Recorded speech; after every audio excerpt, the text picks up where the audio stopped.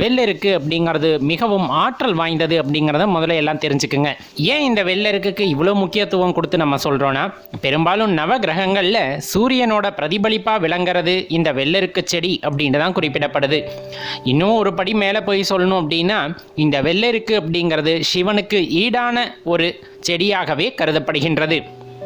அதேபடி சிவனுக்கு ஈடா அப்படின்ட்டு பார்த்தோன்னா, இந்த வெள்ளெருக்கு செடி பார்த்தீங்க அப்படின்னா 12 வருஷத்துக்கு தண்ணீர் இல்லாமல் வெறும் சூரிய ஒளியை மட்டுமே உட்கிரகித்து கொண்டு வளரக்கூடிய ஆற்றல் படைத்தது அப்படின்னு சொல்கிறாங்க.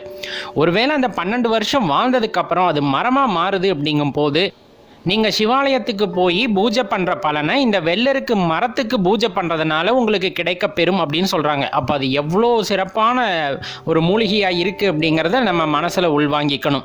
இதில் பார்த்தீங்க அப்படின்னா, இந்த வெள்ளெருக்குக்கு பில்லி சூனியத்தை போக்கக்கூடிய ஆற்றலும் அதே போல் எதிர்மறை ஆற்றல்களை தகர்த்தெறியக்கூடிய ஆற்றலும் உண்டு அப்படின்னு